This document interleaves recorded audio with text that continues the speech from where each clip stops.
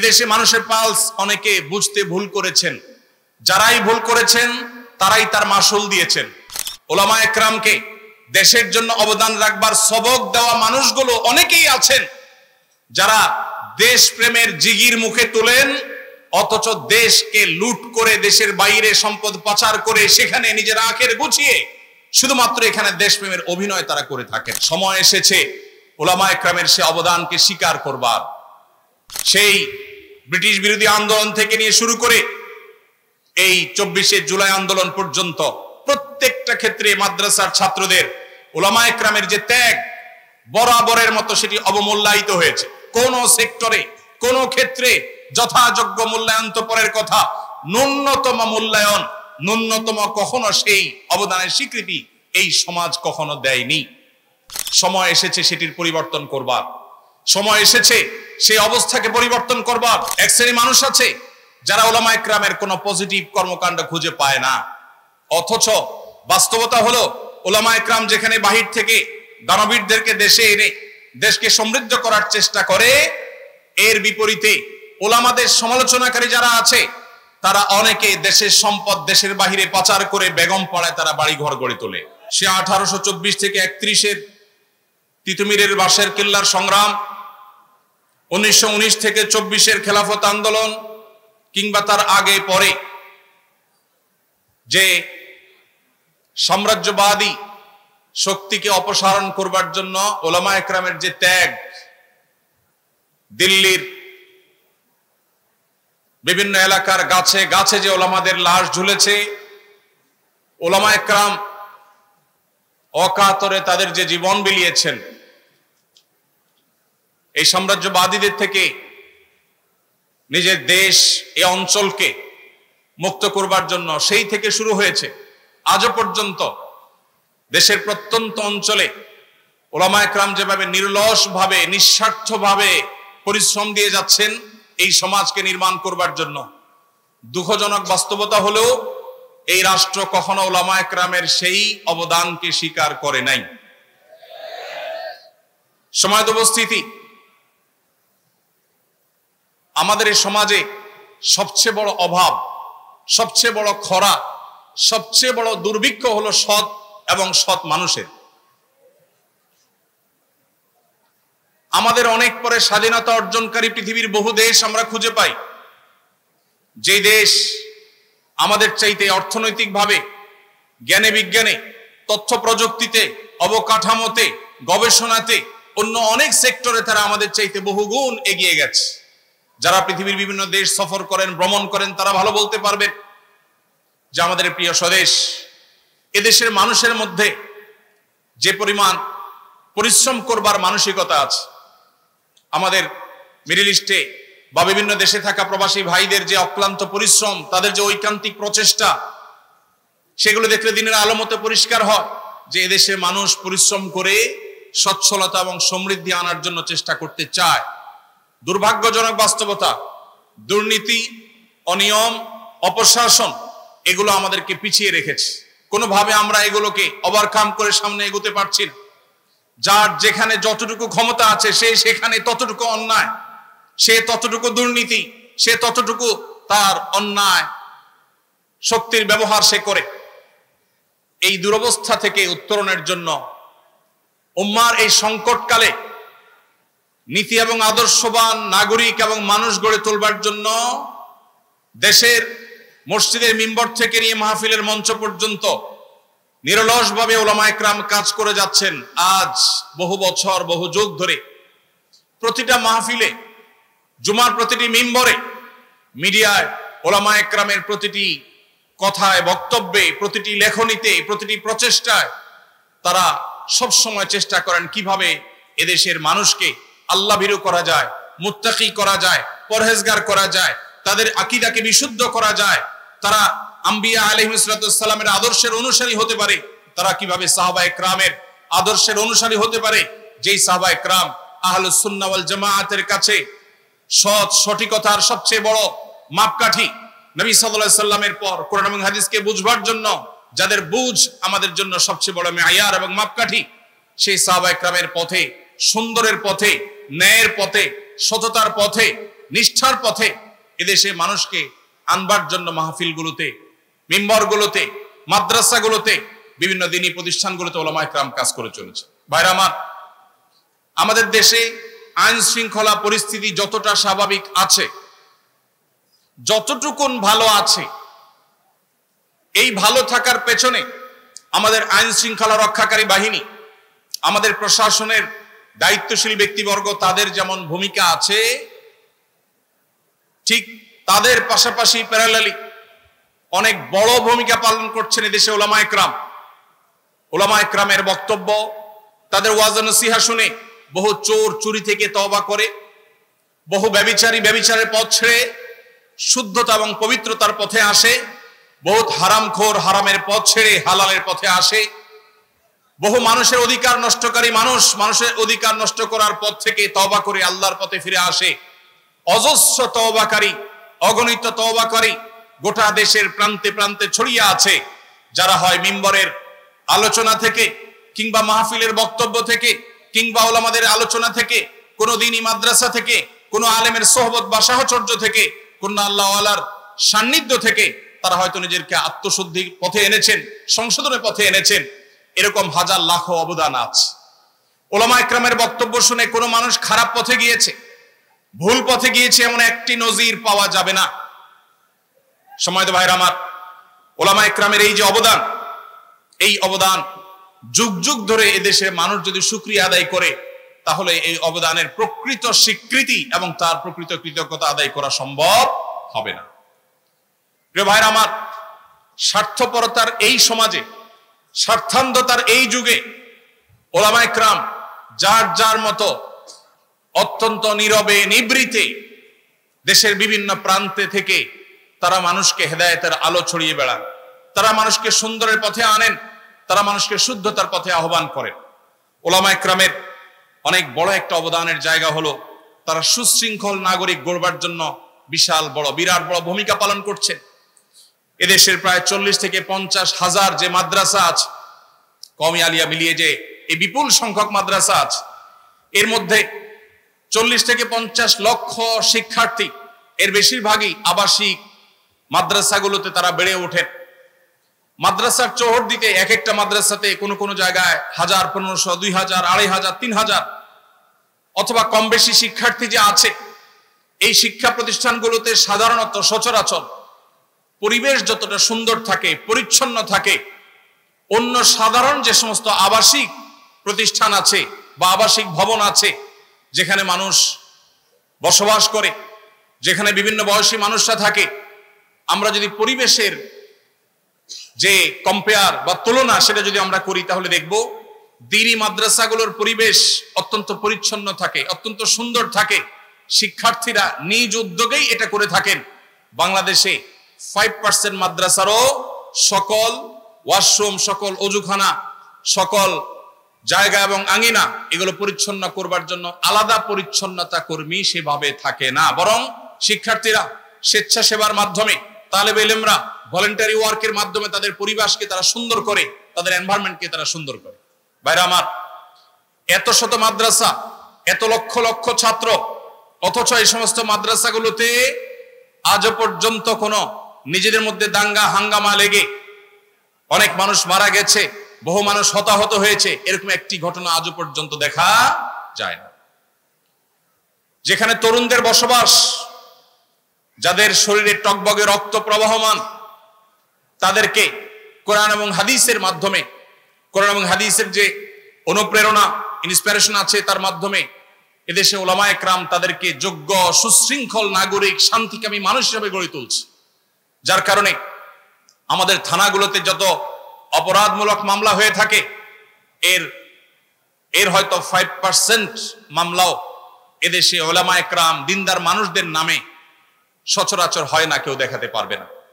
এভাবে একটা সমাজকে বিনির্মাণ করবার জন্য ওলামায়ে কেরাম যেভাবে দিন রাত কাজ করে যাচ্ছে, সেই তুলনায় এই রাষ্ট্র কখনো আলেমদের সেই অবদানের স্বীকৃতি দেয় নাই। প্রিয় ভাইরা আমার, আমাদের মাদ্রাসার তালেবে ইলমদের সমালোচনার অনেক জায়গা থাকতে পারে, কিন্তু মাদ্রাসার তালেবে ইলমরা যতটা শান্তিপ্রিয় হয়, তারা যতটা সুশৃঙ্খল হয়, সেটা মাদ্রাসার আভ্যন্তরীণ যে পরিবেশ আছে, লক্ষ লক্ষ শিক্ষার্থীরা হাজার হাজার মাদ্রাসায় তারা যে শান্তিপূর্ণভাবে বসবাস করে, এখনো পর্যন্ত, ভবিষ্যতে কি হবে আল্লাহ ভালো জানে, এখনো পর্যন্ত যে শান্তিপূর্ণ পরিবেশ এখানে বিরাজমান, অন্য সাধারণ শিক্ষা ব্যবস্থা সেটা কল্পনাও করা যায় না। সম্মানিত ভাইরা, কয়েক লক্ষ ইয়েতিম মাদ্রাসাগুলোতে তারা লালিত পালিত হয়ে থাকে। এই যে কয়েক লক্ষ, কোন কোন হিসাব অনুযায়ী 2, কোন কোন হিসাব অনুযায়ী 3 লক্ষ ইয়েতিম সারা দেশের বিভিন্ন মাদ্রাসাগুলোতে তারা আশ্রয় নেয়, তারা সেখানে বেড়ে ওঠে। যেখানে আমাদের দেশে পিতৃ পরিচয়হীন কিংবা মা বাবা মারা গেছেন, অসহায় হয়ে গেছে, এই ধরনের অনেক ছোট ছোট সন্তানরা তারা হয়তো পথ শিশু হিসাবে বেড়ে ওঠে। তারা পর্যাপ্ত শিশু হিসাবে তাদের যে অধিকার আছে সে অধিকারটুকু তারা পায় না। শিক্ষা তো দূরের কথা, নিয়মতান্ত্রিক ভাবে একটু খাবার, একটু ভালো বাসস্থানের ব্যবস্থা তাদের হয় না। আপনি ঢাকা শহরে, চট্টগ্রাম শহরে, বড় বড় শহরগুলোতে গেলে দেখবেন বিভিন্ন ফুটপাথে, গুরুত্বপূর্ণ পাবলিক প্লেসগুলোতে অসংখ্য অগণিত পথ শিশুরা তারা শুয়ে আছে, তাদের দেখভাল করবার কেউ নেই। এই শিশুদের অনেকেই হয়তোবা তারা অনেকেই অনেক খারাপ মানুষের হাত ধরে ধীরে ধীরে অপরাধ জগতে চলে যাচ্ছে। কেউ হয়তো চুরি চিন্তাকারের দিকে চলে যাচ্ছে, কেউ হয়তো সঠিক দিশার অভাবে নানা ভুল পথে পা বাড়াচ্ছে, কেউ হয়তো মাদকের বিস্তার, মাদকের বিক্রি, বিপণন, মাদকের মার্কেটিং, সরবরাহ, এরকম চেইনের মধ্যে তারা নিজেদের অজান্তে হয়তো ঢুকে পড়ছে। তাদেরকে অসাধু চক্র নানাভাবে ব্যবহার করছে। বস্তিতে বেড়ে ওঠা অনেক ছোট ছোট কোমলমতি শিশুরা তারা এভাবে ধ্বংস হচ্ছে। এদেশের মাদ্রাসাগুলো, বিশেষ করে কওমি মাদ্রাসাগুলো, ইয়েতিমদের লালন পালন করবার যে দায়িত্ব নিয়েছে, এই দায়িত্ব যদি ওলামায়ে কেরাম না নিতেন, এই ইয়েতিমদের যদি দায়িত্বভার গ্রহণ করার এই বিষয়টি ওলামায়ে কেরাম দেখভাল না করতেন, তাহলে হয়তো এদের অনেকেই অন্য সব পথ শিশুদের মতো তারা ভুল পথে চলে যেত। দেশের আইন শৃঙ্খলা রক্ষা, আইন শৃঙ্খলা পরিস্থিতি অবনতি হতো, নানাবিধ অসুবিধা তৈরি হতো। ওলামায়ে কেরামের এই যে নীরবে নিবৃতে এই যে লক্ষ লক্ষ ইয়েতিম লালন পালন, তাদের খাবার দাবার, তাদের বাসস্থান শুধু নয়, তাদেরকে দেশের সবচেয়ে দামি, সবচেয়ে ভালো মানুষ, সবচেয়ে আদর্শবান নাগরিক হিসাবে গড়ে তুলবার জন্য, সৎ মানুষ হিসাবে, নিষ্ঠাবান মানুষ হিসাবে, আল্লাহবিরা মুত্তাকি মানুষ হিসাবে গড়ে তুলবার জন্য যেভাবে ওলামায়ে কেরাম কাজ করছেন, মাদ্রাসাগুলো কাজ করছে, দুঃখজনক হলেও সত্য, তাদের সেই কাজের কোনো মূল্যায়ন, কোনো স্বীকৃতি আজও পর্যন্ত এই রাষ্ট্র অথবা রাষ্ট্রকে যারা ধারণ করে তারা কখনো আজও পর্যন্ত দেয়নি। সম্মানিত ভাইরা, ওলামায়ে কেরাম সামাজিক কুসংস্কারের বিরুদ্ধে যে সংগ্রাম চালাচ্ছে, ধর্মের নামে অধর্ম কিংবা মানুষকে ভুল ভ্রান্ত আকীদা বিশ্বাস থেকে ফিরিয়ে এনে ইসলামের শুদ্ধ সঠিক চিন্তাধারার উপরে, সহিহ এবং বিশুদ্ধ আকীদার উপরে উঠাবার জন্য ওলামায়ে কেরাম যে পরিশ্রম করছেন, এর জন্য সাধারণ মানুষ কোনো চাঁদা তাদের দেয় না। তারা আল্লাহর খাতিরে, নবীদের যে চেতনা ছিল ইন আজরিয়া ইল্লা আলাল্লাহ, সেই চেতনায় উজ্জীবিত হয়ে তারা নিরলস ভাবে এদেশের মানুষকে কুসংস্কার থেকে মুক্ত করবার জন্য কাজ করে যাচ্ছেন। বহু কুসংস্কার আছে, সামাজিক কুসংস্কার, যেই কুসংস্কারগুলো এই সমাজ থেকে ঝেঁটিয়ে বিদায় করেছেন মূলত ওলামায়ে কেরাম। আমাদের এই দেশে এক সময় যৌতুকের যে করাল গ্রাস, যৌতুকের যে ভয়াবহ থাবা, যৌতুকের যে কুসংস্কার, এটা আমাদের পার্শ্ববর্তী দেশ কিংবা আমাদের অন্য ধর্মাবলম্বী যারা অনেকের মধ্যে হয়তো এ জাতীয় কুসংস্কার আছে, সেটি তাদের সংস্রবে থাকার ফলে কিংবা আরো নানা কারণে আমাদের সমাজে যেভাবে ঝেঁকে বসেছিল, আজ আমাদের দেশে শহর তো বটেই, গ্রাম থেকে গ্রামাঞ্চলে পর্যন্ত যৌতুক আস্তে আস্তে দূর হয়ে যাচ্ছে আলহামদুলিল্লাহ। এই যে যৌতুককে জাদুঘরে পাঠানোর যে ভূমিকা, সবচেয়ে বড় ভূমিকা পালন করেছে ওলামায়ে কেরাম। সমাজে আরো বহু অপরাধ আছে, যে অপরাধগুলো দূর করবার জন্য বা কমিয়ে আনবার জন্য আমাদের দেশের বিভিন্ন বিভাগ, বিভিন্ন সেক্টর, বিভিন্ন বাহিনী, বিভিন্ন জায়গা থেকে বিভিন্ন দায়িত্বশীল ব্যক্তিবর্গ, দায়িত্বশীল প্রতিষ্ঠানগুলো কাজ করছে। কিন্তু যৌতুক যে আমাদের সমাজ থেকে বিদায় হতে চলেছে, যৌতুক যে একটা ঘৃণার বিষয়ে পরিণত হয়েছে, যৌতুক দেওয়া নেওয়াকে সামাজিক ভাবে যে অত্যন্ত খারাপ জিনিস মনে করা হয়, এই মনে করার পেছনে, এই ন্যারেটিভ বয়ান দাঁড় করাবার পেছনে একচ্ছত্র এবং একক অবদান শুধুই ওলামায়ে কেরামের। এরকম অগণিত এরকম বহু কুসংস্কার এই সমাজ থেকে ঝেঁটে বিদায় করেছেন ওলামায়ে কেরাম। কিন্তু ওলামায়ে কেরামের সে সমস্ত অবদানের তেমন কোনো স্বীকৃতি আপনি কখনো শুনতে পাবেন না। প্রিয় ভাইরা আমার, দ্বীনি শিক্ষা প্রতিষ্ঠানগুলো, মসজিদ মাদ্রাসাগুলোর মাধ্যমে মধ্যপ্রাচ্য এবং পৃথিবীর বিভিন্ন প্রান্ত থেকে বিভিন্ন মানুষজনকে ওলামায়ে কেরাম বিভিন্ন সময় দাওয়াত দিয়ে আনেন। অনেক ব্যবসায়ী, অনেক দানবীর, অনেক আল্লাহ ভীরু, তারা আল্লাহর খাতিরে এদেশে আসেন। অজস্র অগণিত তারা টিউবওয়েল, তারা মসজিদ মাদ্রাসা, তারা অবকাঠামো, কালভার্ট, অনেক ক্ষেত্রে তারা অবদান রেখেছে। কি পরিমাণ টাকা শুধুমাত্র বাহির থেকে এই দেশে এনেছেন ওলামায়ে কেরাম, সেটার হিসেব, প্রকৃত হিসেব কেউ আজও পর্যন্ত করেছে বলে আমার জানা নেই। কোন পরিসংখ্যান, কোন গবেষণা আজও পর্যন্ত ওলামায়ে কেরামের সে অবদানকে তুলে আনতে পারেনি। যদি আনা হয়, আমার বিশ্বাস চোখ কপালে উঠার মতো একটি বিষয় হবে এটি, যে পরিমাণ বিদেশি মুদ্রা বা যে পরিমাণ বিদেশি দান ওলামায়ে কেরাম এদেশে এনেছেন, এদেশের কাজে বিভিন্ন এনজিও গুলো, ইসলাম বিরোধী অপশক্তিগুলো, পশ্চিমাদের বিভিন্ন এজেন্টরা, তারাও বিদেশ থেকে ফান্ড আনে।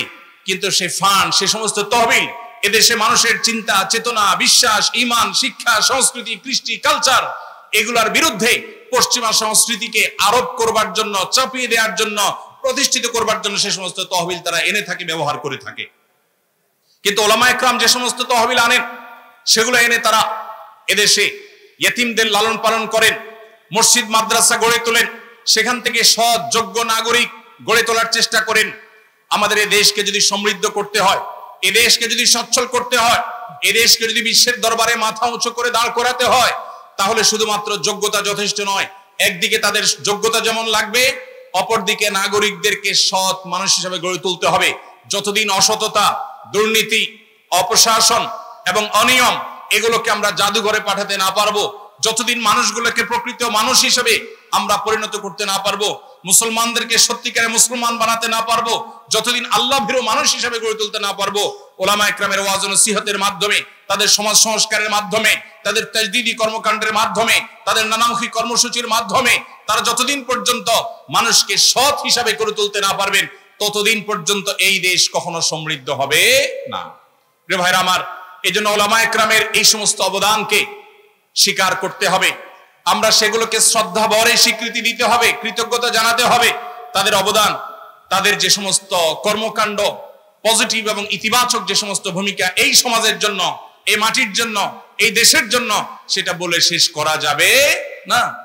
প্রিয় ভাইরা আমার, আমরা দেখেছি বিভিন্ন সময় দেশের ক্রান্তিকালে সবার আগে ওলামায়ে কেরামের নেতৃত্বে সাধারণ মানুষ ঝাঁপিয়ে পড়েন। ওলামায়ে কেরামের অক্লান্ত পরিশ্রম থাকে, অনেক অবদান থাকে, সেগুলোকে অনেক মিডিয়া আছে উল্লেখ করতে পর্যন্ত তারা কার্পণ্য করে। এক শ্রেণী মানুষ আছে যারা ওলামায়ে কেরামের কোনো পজিটিভ কর্মকাণ্ড খুঁজে পায় না। অথচ বাস্তবতা হলো, ওলামায়ে কেরাম যেখানে বাহির থেকে দানবীরদেরকে দেশে এনে দেশকে সমৃদ্ধ করার চেষ্টা করে, এর বিপরীতে ওলামাদের সমালোচনাকারী যারা আছে, তারা অনেকে দেশের সম্পদ দেশের বাহিরে পাচার করে বেগম পাড়ায় তারা বাড়ি ঘর গড়ে তোলে।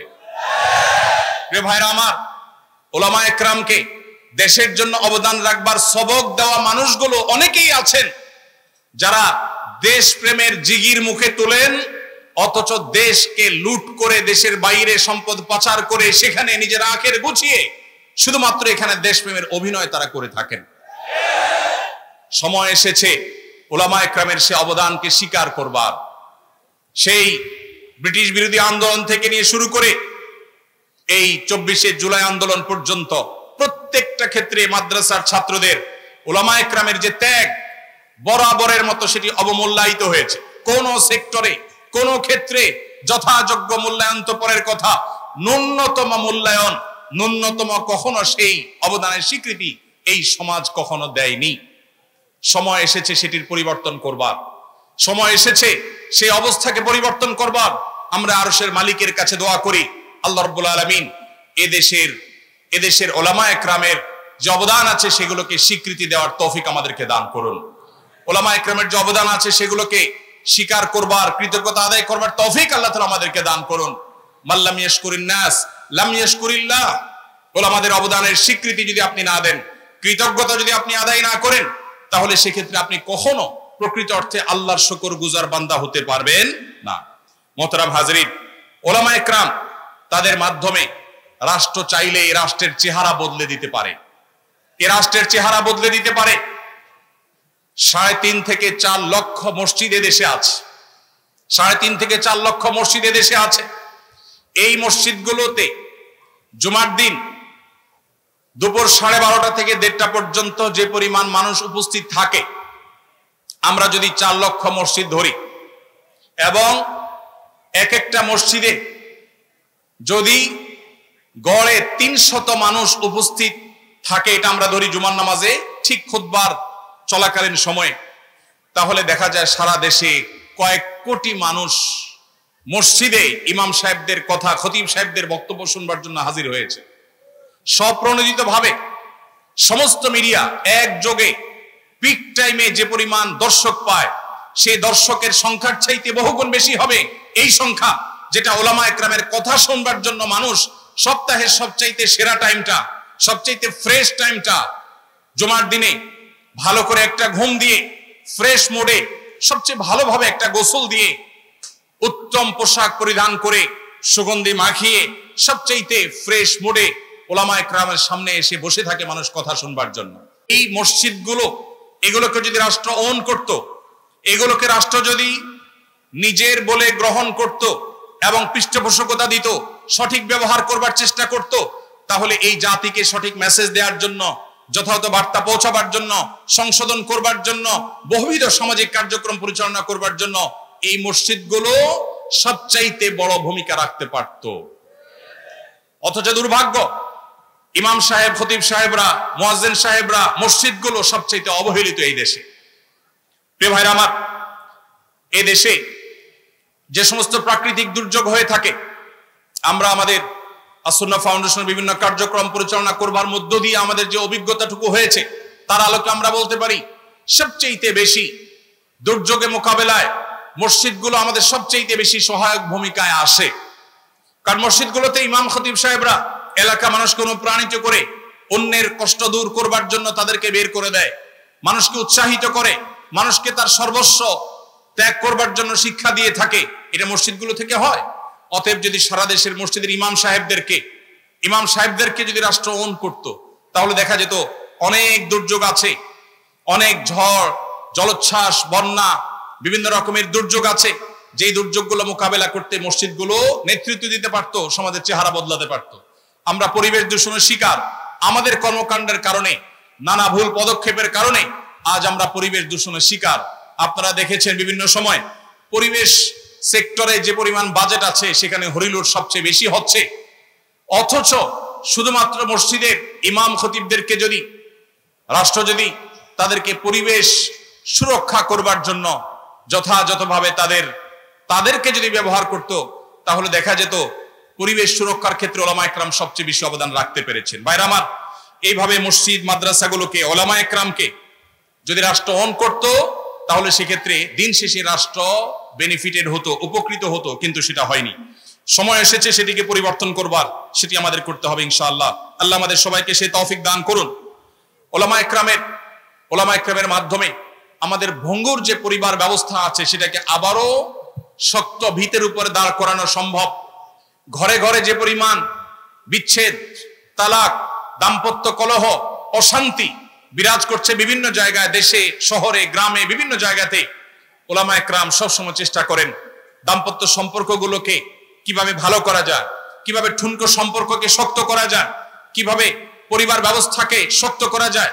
এটা ওলামা একরামের অনেক বড় একটা কাজের জায়গা। এই জায়গাতে ওলামা একরাম চাইলে কাউন্সিলিং এর ক্ষেত্রে ভূমিকা রাখতে পারেন। বিভিন্ন উন্নত দেশে মহল্লা মহল্লা কাউন্সিলর আছে। আজ যে পরিমাণ দিন থেকে দূরে সরার ফলে, কোরআন এবং হাদিস থেকে দূরে সরে যাওয়ার কারণে আমাদের মধ্যে ডিপ্রেশন, ফ্রাস্ট্রেশন, যে পরিমাণ আমাদের মধ্যে হতাশা, বিষণ্ণতা এগুলো বাড়ছে, যে পরিমাণ আত্মহত্যা করার প্রবণতা বাড়ছে, বিশেষ করে তরুণদের মধ্যেও, ওলামা একরামকে যদি কাউন্সিলিং এর জন্য যোগ্য করে তোলা হতো, তাদেরকে যদি এর জন্য দায়িত্ব দেওয়া হতো, তাদের মাধ্যমে যদি সমাজকে এভাবে উপকৃত হওয়ার সুযোগ করে দেওয়া হতো, আমার বিশ্বাস তাহলে সেক্ষেত্রে দিন শেষে এদেশে মানুষ উপকৃত হতো। ভাইরা আমার, ওলামা ইকরাম তারা নিজে থেকে অনেক উদ্যোগ নিতে পারেন।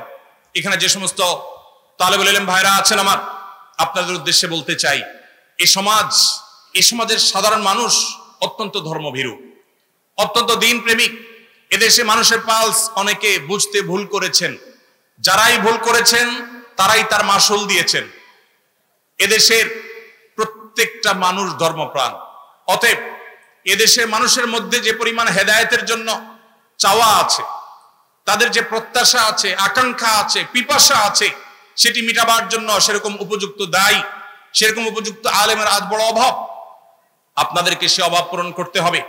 তার জন্য আপনাদের নিজেদেরকে উপযুক্ত করতে হবে, যোগ্য হিসাবে গড়ে তুলতে হবে, সেরকম মুখলেস, সেরকম নিষ্ঠাবান, সেরকম দরদি দায়ী হিসাবে গড়ে তুলতে হবে নিজেদেরকে। এবং একই সাথে নিজেদেরকে দক্ষ দায়ী হিসাবে গড়ে তুলতে হবে। সময়কে রিড করা জানতে হবে। ইসলাম এবং মুসলমানদের বিরুদ্ধে কোন কোন ষড়যন্ত্র কোন কোন সেক্টর থেকে হচ্ছে, কিভাবে হচ্ছে, তা পুঙ্খানুপুঙ্খ রূপে আমাদেরকে জানতে হবে। আমরা সেই নবীর উম্মত, যেই নবী সাল্লাল্লাহু আলাইহি সাল্লাম সম্পর্কে সিরাত ইবনে হিশাম আব্দুল্লাহ ইবনে আব্বাস রাদিয়াল্লাহু তাআলা আনহুমা থেকে একটি হাদিস বর্ণনা করেছে যে নবীজি সাল্লাল্লাহু আলাইহি সাল্লাম যখন কোন কওমের মুখোমুখি হতে যেতেন, তার আগে তাদের সম্পর্কে পরিপূর্ণ তথ্য তিনি নিয়ে নিতেন। আমরা যে সমাজকে সংশোধন করতে চাই, যে সমাজে আমরা আল্লাহমুখিতার এই দাওয়াতকে ছড়িয়ে দিতে চাই, যে সমাজকে আমরা দুর্নীতি মুক্ত করতে চাই, যে সমাজকে আমরা সৎ করতে চাই, নীতিবান করতে চাই, আদর্শবান করতে চাই, সেই সমাজকে জানতে হবে এই সমাজের রন্ধ্রে রন্ধ্রে কোথায় কোন ইসলাম বিরোধী অপশক্তি বসে আছে, কিভাবে তারা কাজ করছে, কখনো আমাদের শিক্ষানীতিতে, কখনো আমাদের অন্যান্য সেক্টরে তারা কিভাবে বিষ প্রয়োগ করছে, এমনকি স্বাস্থ্যনীতিতে পর্যন্ত বিষ প্রয়োগ করছে। আমাদের তরুণদেরকে, আমাদের কিশোরদেরকে, আমাদের শিশুদেরকে, আমাদের মা বোনদেরকে, আমাদের মহিলাদেরকে, বিভিন্ন সেক্টরের মানুষদেরকে কিভাবে তারা টার্গেট করছে, কিভাবে লক্ষ্যবস্তুতে পরিণত করছে, কিভাবে এদেশে বিবাহ বহির্ভূত হারাম সম্পর্ককে নরমালাইজ করার জন্য কাজ করেছে এবং অনেকখানি তারা সফল হয়ে গেছে, কিভাবে সমকামিতাকে তারা নরমালাইজ করবার জন্য এখন কাজ করছে, নানান শব্দের মার পেছে, নানান স্লোগানের মার পেছে, নানা পরিভাষার মার পেছে, তারা কিভাবে সেটাকে সমাজের রন্ধ্রে রন্ধ্রে প্রবেশ করিয়ে দিচ্ছে। এ সম্পর্কে আমাদেরকে সজাগ হতে হবে, সচেতন হতে হবে। পশ্চিমা সভ্যতার চোখে চোখ রেখে কথা বলবার জন্য পশ্চিমা সভ্যতাকে মন্থন করতে হবে, অধ্যয়ন করতে হবে, পড়তে হবে। প্রত্যেকটি বাদ মতবাদ সম্পর্কে আপনাকে জানতে হবে, সময় সচেতন হতে হবে। প্রয়োজন আপনাকে ইংরেজি ভাষা শিখতে হবে, বাংলা ভাষা আপনাকে শুদ্ধ উচ্চারণ, প্রমিত উচ্চারণ করা শিখতে হবে। আপনাকে কোরআন এবং হাদিসের নলেজের পাশাপাশি জাগতিক নলেজ পর্যাপ্ত পরিমাণ অর্জন করতে হবে। তাহলে ইনশাআল্লাহ আপনি জাতির নেতৃত্বের আসনে আসতে পারবেন, এই জাতির সংশোধনের কাজে আপনি ভূমিকা রাখতে পারবেন। আমি আবারও বলছি, চেয়ে আছে গোটা দেশের মানুষ। আজ কলেজ বিশ্ববিদ্যালয়গুলোর দিকে তাকালে দেখা যায় তরুণদের মধ্যে কিভাবে ইসলামের প্রতি জাগরণ ঘটেছে। জুলাই আন্দোলনে আমরা লক্ষ্য করেছি কিভাবে স্কুল কলেজ পড়ুয়া আমার তরুণ বন্ধুরা তারা মাঠে ময়দানে, তারা রাস্তায় দাঁড়িয়ে জামাতের সাথে সালাত আদায় করেছেন, তারা কিভাবে আল্লাহু আকবার ধ্বনি উচ্চারণ করেছেন, কিভাবে তারা তাদের ধার্মিকতা, তাদের দিনদারিতা, তাদের ঈমানকে প্রকাশ করেছেন, তাদের কর্মকাণ্ডের মধ্য দিয়ে সেটি প্রকাশ করেছে, সেটি ফুটে উঠেছে। আজ এই জাতির বিপুল অংশ, বিশেষ করে উদীয়মান তরুণদের বড় অংশ, তারা ইসলামের ছায়াতলে এসেছে বা আসার জন্য অপেক্ষমান আছে। আর যারা এখনো আসেনি, তারা পশ্চিমা সভ্যতার যে অপশক্তি আছে সেটার ছোবলে থাবায় তারা আজ ধুকে ধুকে মরছে। পারিবারিকভাবে তারা অনেকে অশান্তিতে মরছেন, অনেকে দাম্পত্য কলহে ভুগছেন, অনেকে বিভিন্ন রকমের মানসিক যন্ত্রণায় ভুগছেন, ডিপ্রেশনে, ফ্রাস্ট্রেশনে ভুগছেন, হতাশায় ভুগছেন, আত্মহত্যার পথে পা বাড়াচ্ছেন, ভুল পথে চলে যাচ্ছেন। তারা অনেকেই আছেন যারা ইসলামের জন্য হয়তো নিজের অজান্তে তারা অপেক্ষা করছেন, কোরআনের দাওয়াতের জন্য, সুন্নাতে রাসূলের দাওয়াতের জন্য, সুন্নাতে সাহাবার দাওয়াতের জন্য তারা অপেক্ষমান আছেন। তাদের সে পিপাসা নিবারণ করবার জন্য আজ বড় বেশি দরকার এক ঝাঁক তরুণ সেরকম আলেমের। আমি সৈয়দ আবুল হাসান আলী আন-নদভী রাহিমাহুল্লাহর সেই মায়ের দোয়ার কথা স্মরণ করতে চাই। তিনি শৈশবে তার মা সম্পর্কে তিনি তার এক বইয়ে, মেরি আম্মা নামক বইয়ে লিখেছেন যে শৈশবে তার মা জায়নামাজে বসে দোয়া করতেন, আয় আল্লাহ এক সে হাজারোं की जरूरत पूरी फरमा। সময় এসেছে এখন সেই হুবহু সেই দোয়া করবার। আয় আল্লাহ আমাদের এই দেশের জন্য, এই মুসলিম মিল্লাতের জন্য, আমাদের মাদ্রাসার তালেব ইলমদের এক একজনকে এমন যোগ্য করে দিন এমন প্রভাবশালী করে দিন, এমন মুত্তাকি করে দেন, এমন মুখলিস বানিয়ে দিন, এমন বুক ভরা দরদওয়ালা বানিয়ে দিন যে এক একজন হাজার হাজার মানুষের কাজ করতে পারে। প্রিয় ভাইরা আমার, আমাদেরকে নিজেদেরকে গড়ে তুলতে হবে। এই সমাজকে পরিবর্তন করবার জন্য আমাদেরকে নিজেদেরকে যোগ্য করে তুলতে হবে, আমাদের সে ভূমিকা রাখতে হবে। এর জন্য দরকার হলো বুক ভরা ব্যথা। বুক ভরা ব্যথা। নবী করিম সাল্লাল্লাহু আলাইহি ওয়াসাল্লাম তিনি তার এক হাদিসে তিনি বলেছেন, আপনারা জানেন নয় কি, যে তোমরা যখন জাহান্নামে পতিত হওয়ার জন্য পতঙ্গের মতো, পতঙ্গ যেরকম আগুন কিংবা বিদ্যুতের লাইটের উপর ঝাঁপিয়ে পড়ে পড়ে নিজেকে শেষ করে দেয়, তোমরা নিজেদেরকে পাপের দিকে, জাহান্নামের দিকে সেভাবে যখন ধাবিত করো, ওয়ানা আখিযুম বিহুজাজিকুম মিনান নার, আমি তোমাদেরকে জাহান্নাম থেকে বাঁচাবার জন্য তোমাদের কোমর ধরে টানার মতো চেষ্টা করি। আজ সেই নবী আলাইহিস সালামের মতো নবীওয়ালা সে দরদ, সেই ব্যথা, সেই বেদনা বুকে ধারণ করে আজ আমরা মানুষকে দাওয়াত দিতে হবে কোরআন এবং হাদিসের পথে, কোরআন এবং সুন্নাহর পথে, বিশুদ্ধ আকীদার পথে। নবী আলাইহিস সালাম, আম্বিয়া আলাইহিস সালামের যে নিষ্পাপত্ব, সাহাবায়ে কেরামের যে সততা নিষ্ঠা, তাদের যে সত্যবাদিতা এবং সঠিকতার মাপকাঠি হওয়ার দাওয়াত, কোরআন এবং সুন্নাহর সার্বিক দাওয়াত আমরা যে মানুষের দ্বারে দ্বারে পৌঁছাতে হবে। আমরা যে দেশের মানুষের যে আইডেন্টিটি পরিবর্তন করে দেওয়া হয়েছে, আজ মুসলমানের সন্তান নিজেকে পরিচয় দেয় তার পেশা দিয়া। মুসলমানের সন্তান আজ ক্যারিয়ারিস্টিক হয়ে গেছে অনেক ক্ষেত্রে। তার যে আসল আইডেন্টিটি, তার রবের সাথে যে সম্পর্ক, তার পালনকর্তার সাথে যে পরিচয়, দিন শেষে তার সবচেয়ে বড় পরিচয় যে সে আব্দ, সে গোলাম, সে দাস, মহামনিবের, মহামালিকের, সেই জিনিসটি আজ এদেশে মানুষ ভুলে গেছে। পশ্চিমা সভ্যতা, পশ্চিমা সংস্কৃতির থাবায় সেটা ভুলিয়ে দেওয়া হয়েছে। কখনো শিক্ষার নামে, কখনো উন্নয়নের নামে, কখনো নানা নামে আমাদের ভাই বোনদেরকে যখন ইসলাম থেকে অনেকটা দূরে সরিয়ে দেওয়া হচ্ছে, তারা নামে মাত্র মুসলমান হচ্ছে। কেউ হয়তো জুমা পড়ছেন, কেউ হয়তো 2-4 ওয়াক্ত পড়ছেন, কেউ হয়তো নামাজ পড়ছেন, অন্য ক্ষেত্রে তার ইসলাম পালনের কোনো খবর নেই, কোনো আগ্রহ নেই, কোনো তার ভিতরে ন্যূনতম প্রচেষ্টা নেই, সেই চেতনা নেই, সেই ধারণা পর্যন্ত নেই।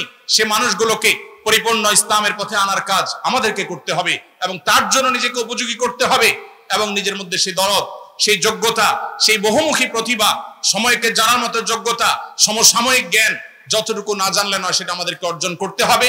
লিডারশিপ কোয়ালিটি আমাদের মধ্যে আনতে হবে।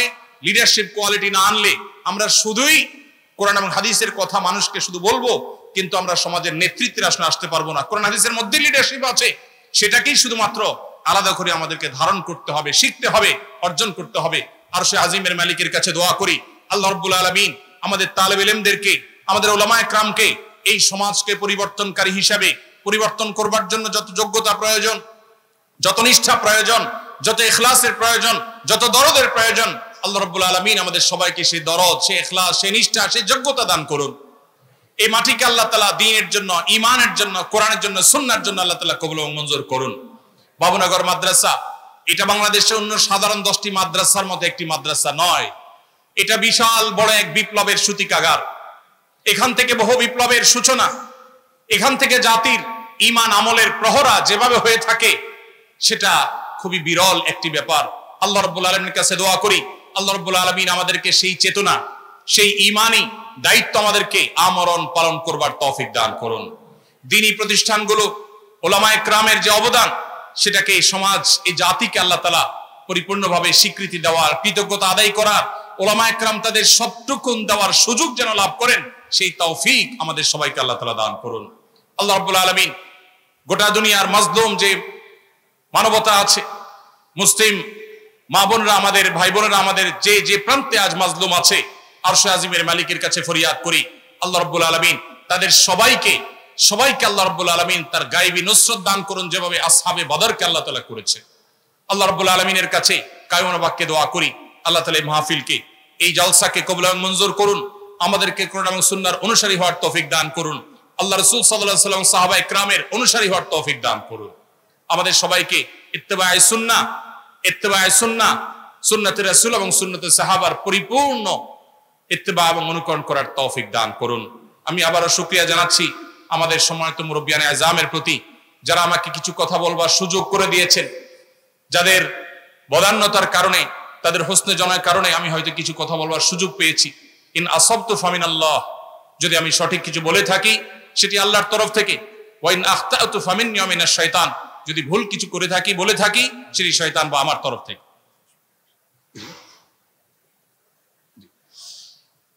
পরিশেষে আমি আমাদের বিশেষ করে তালেব ইলম ভাইদেরকে বলতে চাই, আস-সুন্নাহ ফাউন্ডেশন সারা বাংলাদেশে যেভাবে কাজ করেছে, এই এলাকাতে ফটিকছড়ি থানাতে, নাজিরহাটে আশেপাশে বিভিন্ন জায়গায় আস-সুন্নাহ ফাউন্ডেশনের কাজ এখনো চলমান আছে আলহামদুলিল্লাহ। শুধুমাত্র আপনাদের এই থানাতে বন্যায় গৃহহারাদের যে পরিমাণ ঘর আস-সুন্নাহ ফাউন্ডেশন বানিয়ে দিয়েছে, সেগুলো ইনশাআল্লাহ আমরা আগামী কয়েকদিনের মধ্যে হয়তো চাবি হস্তান্তর করব মালিকদের কাছে। এভাবে সারা দেশের প্রত্যেকটা সেক্টরে আমরা কাজ করছি। আমার তালেব ইলম ভাইদেরকে আমি বলতে চাই, এই দেশে আমাদের মা বোনরা কেউ যদি জুলুমের শিকার হন, তাদেরকে মুক্ত করবার দায়িত্ব কি আমাদের না বামদের? কিন্তু আমরা সেই দায়িত্ব কতটা পালন করি? এদেশের শিশুরা যদি নিগৃহীত হয়, শিশুদের অধিকার যদি নষ্ট হয়, তাহলে সেক্ষেত্রে সেই অধিকার আদায় করবার দায়িত্ব কি আমাদের নাকি বামদের? কিন্তু আমাদের শিশু অধিকার প্রতিষ্ঠার সংগঠন কয়টা আছে? এদেশে মানুষের দুর্যোগে দুর্বিপাকে সবার আগে ঝাঁপিয়ে পড়ে সবচেয়ে বেশি ভূমিকা রাখার দায়িত্ব কর্তব্য আমাদের। এদেশের সাধারণ মানুষ ধর্মপ্রাণ, তারা ওলামাদেরকে যতটা বিশ্বাস করেন, ওলামাদেরকে যতটা ভালোবাসেন, আলেমদের প্রতি যতটা আস্থা রাখেন, এদেশের কোন সেক্টরে মানুষের প্রতি তার সিকি ভাগও আস্থা রাখেন না। এটা বিভিন্ন সময় আমরা দেখেছি, যখন আমাদের বার্মা থেকে মাজলুম মা বোনরা এদেশে আশ্রয় নিয়েছে। দেশের প্রতিটি অঞ্চল থেকে ওলামা একরাম, মসজিদের ইমাম খতিবদের নেতৃত্বে মানুষ ঝাঁপিয়ে পড়েছে সেই আগত মেহমানদের মেহমানদারি করবার জন্য, সে আগত মেহমানদের কষ্ট লাঘব করবার জন্য। দুর্ভাগ্যজনক বাস্তবতা হলো, ওলামা একরাম যখন কঠিন সময়ে সবার আগে হাল ধরেছেন, এরপর একটা সময় ওলামাদের অনেককে সেখান থেকে বিতাড়ন করা হয়েছে। সেগুলো বিভিন্ন এনজিওরা দখল করেছে, তাদের মতো সেখানে নানা কর্মকাণ্ড তারা পরিচালনা করছে। ধর্মান্তকরণ থেকে নিয়ে এমন কোন কর্মকাণ্ড খুব কম আছে যে কর্মকাণ্ড সেখানে পরিচালনা অনেকে করছে না। সমকামিতার বিস্তার পর্যন্ত সেখানে আজ ঘটানো হচ্ছে, অথচ ওলামা ইকরাম নির্লসভাবে সে কাজটা শুরু করেছেন। ঠিক একইভাবে আমাদের এই সমাজে শ্রমিক ভাইরা যদি কখনো বিপদে পড়েন, তারা যদি কখনো কষ্টে পড়েন, আমাদের মিম্বরগুলোতে কথা বলতে হবে, তাদের পাশে আমাদেরকে দাঁড়াতে হবে, যে কোনো মাজলুমদের পাশে আমাদের দাঁড়াতে হবে। আমরা তো সেই রাসূলের উম্মত, যে রাসূল সাল্লাল্লাহু আলাইহি সাল্লাম বলেছেন, উনসুর আখাকা যালিমান আও মাজলুমা, তোমার ভাইয়ের সাহায্য তুমি করো, তিনি জালেম হোক আর মাজলুম হোক। সাহাবীরা প্রশ্ন করলেন, হে আল্লাহর রাসূল, কেউ যখন জালিম হয়, কেউ যখন মাজলুম হয়, তাকে সাহায্য করার অর্থ তো বোঝা যায় তাকে জুলুম থেকে রক্ষা করবার জন্য ভূমিকা রাখার মাধ্যমে তার সাহায্য করা হয়। কিন্তু কেউ যখন জালিম হয়, এই জালেম এবং অত্যাচারীকে আবার কিভাবে সাহায্য করা হবে? নবী আলাইহিস সালাম বলেছেন, অত্যাচারী বা জালেমকে সাহায্য করার মানে হলো অত্যাচারী ব্যক্তির অত্যাচারকে থামানো, তার অত্যাচার থেকে তাকে নিবারণ করা, নিবৃত করার চেষ্টা করা। এটাই হলো তার প্রতি সাহায্য করা। তার প্রতি সবচেয়ে বড় সহানুভূতি হলো তার জুলুমকে বন্ধ করা, কারণ আয-যুলমু যুলুমাতুন ইয়াউমাল কিয়ামা। প্রিয় ভাইরা আমার, সমাজে কোথাও অন্যায় হবে, অবিচার হবে, ওলামা একরামকে, ইমাম সাহেবদেরকে সেরকম বলয় গড়ে তুলতে হবে, সেরকম সমাজ গড়ে তুলতে হবে যেই সমাজ সমস্ত অন্যায় প্রতিরোধ করে। আইন হাতে তুলে নেওয়ার কথা বলছি না, কিন্তু অন্যায় বন্ধে ভূমিকা রাখা, জুলুম প্রতিরোধে ভূমিকা রাখা, এটার জন্য ওলামাদেরকে নেতৃত্ব দিতে হবে। কখনো শ্রমিকদের প্রতি জুলুম হলে ওলামাদেরকে সবার আগে এগিয়ে আসতে হবে। শিশুদের প্রতি জুলুম হলে, শিশুদের অধিকার যদি খর্ব করা হয়, সবার আগে আলেমদেরকে এগিয়ে আসতে হবে। শিশুদের অধিকার পশ্চিমা ন্যারেটিভের আলোকে আমরা প্রতিষ্ঠা করতে পারবো না, আমাদেরকে প্রতিষ্ঠা করতে হবে কোরআন এবং হাদিসের ন্যারেটিভ অনুযায়ী। আজ নানাভাবে শিশুদের অধিকার থেকে বঞ্চিত করা হচ্ছে। উন্নত পৃথিবীতে পর্যন্ত শিশু কিশোর বয়সে পর্যন্ত তারা ডিপ্রেশনে ভুগছে, ফ্রাস্ট্রেশনে ভুগছে। শিশুদের মধ্যে আত্মহত্যার প্রবণতা ভয়ঙ্কর লেভেলে বেড়েছে। এর অন্যতম বড় একটা কারণ হলো আল্লাহর দেওয়া সিস্টেমের বাইরে গিয়ে উন্নতির নামে সেখানে আজ নারী পুরুষদের মধ্যে আল্লাহর সৃষ্টিগত যে ভেদাভেদ আল্লাহ রেখেছেন, সেই ভেদাভেদটুকু দূর করে দেওয়ার চেষ্টা করা হচ্ছে। পরিবার ব্যবস্থাপনাকে ভেঙে ফেলা হচ্ছে, নানাভাবে চক্রান্ত করে শিশুদেরকে মাতৃস্নেহ থেকে দূরে রাখা হচ্ছে। অতএব একটি শিশু মায়ের কোলে বেড়ে ওঠা তার জন্য যতটা আনন্দদায়ক, যতটা উপভোগ্য, কোনো অবস্থাতেই অন্য কোনো কেয়ারটেকার, অন্য কোনো মানুষের কাছে বেড়ে ওঠা তার জন্য উপযোগী নয়। তো শিশুদের অধিকার নিয়ে আমাদেরকে কথা বলতে হবে, শ্রমিকদের অধিকার নিয়ে আমাদের কথা বলতে হবে, অন্যায়ের বিরুদ্ধে, জুলুমের বিরুদ্ধে, জালেমের বিরুদ্ধে আমাদেরকে কথা বলতে হবে। বিদেশি অপশক্তিগুলোর যে সমস্ত ষড়যন্ত্র আছে এগুলোর বিরুদ্ধে আমাদেরকে ভূমিকা রাখতে হবে, শুধু কথা বললে চলবে না, আমাদেরকে কাজ করতে হবে, সমাজ বিনির্মাণে কাজ করতে হবে, সমাজ সেবা কাজ করতে হবে। একজন আদর্শ মসজিদের ইমাম যদি চান তার মসজিদের এলাকা, তার মসজিদের চৌহদ্দির মধ্যে তিনি অগণিত সেবামূলক কাজ করতে পারেন, সামাজিক কাজ করতে পারেন, সমাজের চেহারা বদলে দিতে পারেন। মসজিদের ধনীদের লিস্ট যেরকম আছে, তালিকা যেরকম আছে, গরিবদের তালিকা রাখতে পারেন, গরিবদের অভাব মোচনের জন্য গরিবদের সাথে ধনীদের সাথে গরিবদেরকে ভাগ বন্টন করে দিতে পারেন, যাতে করে গরিবরা ধনীদের থেকে উপকৃত হতে পারে। আশেপাশের যে সমস্ত পরিবেশ বিপর্যয়ের শিকার হচ্ছে সেই পরিবেশগুলোকে উন্নত করতে পারেন। পরিবেশকে ভালো করবার জন্য ওলামায়ে কেরাম তরুণদেরকে নেতৃত্ব দিয়ে অনেক কিছু করতে পারেন।